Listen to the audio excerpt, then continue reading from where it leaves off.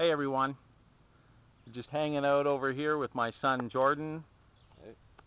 We've just come out for a little visit out to a familiar place to a lot of you that watch these videos. It's Wassy Lake. My mom lives out in this area, and we're just taking in a beautiful day and just giving some thought, and we're talking a little bit about something I've coined, consistence resistance. And I think a lot of us suffer from that. It's the idea that we have trouble following through on certain things. We come up with a creative idea, or we come up with a goal, something that we want to do, and for the first couple of days we're very motivated by it, we're excited about it, but after a little while that starts to wane, and we lose sight of our goal, and we sort of fall back into our old ways. You know, it brings to mind a quote by the very famous Mark Twain that I've resonated with and I've always liked, and that's 20 years from now, you'll be more disappointed by the things that you didn't do as opposed to the things that you did do. And I think a lot of us can resonate with that quote, especially people that are a little older like myself, who realize, life is moving on. It's moving on at a rapid pace. And we really have to get things in gear, or we're going to be looking back with a little bit of disappointment in our lives, and a lot of what ifs. And I don't think a lot of us are too interested in that. I know that I'm not. Following through is something that I've been afflicted with, and I know that Jordan and I have spoken at great length about that particular thing, and having that ability. And with respect to that, you have to there's a couple things. First of all, you have to discover what limiting thought it is. For me, sometimes I get this nagging thought that it's too hard, it's something, I'd like that, but it's too hard.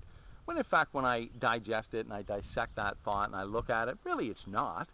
They're usually something that I enjoy doing. I enjoy writing. I enjoy working with people.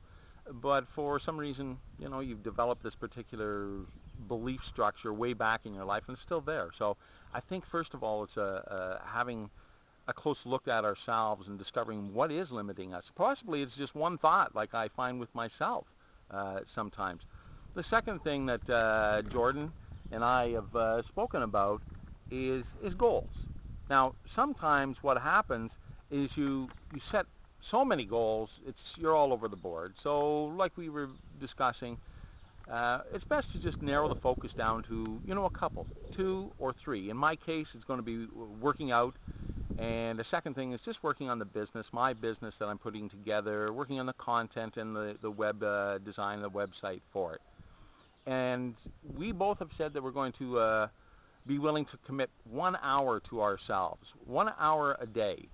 Now, if you look at that over the course of 7 days, of course, it's 7 hours. Or over the course of 1 month, 28. Over the course of a couple years, it equates to about 5 months of work weeks that you would be applying to yourself, to your family, to your friends, to your dreams. And really, I think in the end it's going to be quite worth it, and I'm willing to make that commitment. And so if I'm willing and Jordan's willing, hopefully this will inspire you to be willing to make that commitment and make that investment in yourself and your family. And basically what Jordan and I were just discussing, and maybe he can tell you himself, with respect to the goals, you were saying to me a minute ago about keeping them simple. Yeah, keeping them more simple to the degree that not like, oh, I want to be a billionaire by the end of the year, because maybe that'd be possible, but like it's highly unlikely. But if you keep them to a simple degree, you gain more of a self-confidence from accomplishing things and goals that will lead up to being more accomplishes in your life, to reaching your goals and dreams in life. So I agree. So it's a matter of keeping it simple and developing smaller steps instead of, sometimes if we look at the goal as a whole, it can be a little intimidating. So just break it down to easy steps and move on from there. I was watching a video of a vegan bodybuilder who's written several books on it, and he talked about being consistent. And he said, of course, that consistency leads first to adaptation, and after adaptation, of course, comes improvement and ultimately success. And so I like that formula: consistency, adaptation, improvement, and ultimately success. You know, and I'll leave you with, well, one thought that has been kind of, as we were coming out here, I was listening to some music, and it's kind of with respect to these videos that I do for me, and I do for Jordan, and I do for my friends, and hopefully you get something out of them as well. And it was a lyric of a song that I was listening to that really kind of resonated with me and resonated with the theme of what we're talking about today.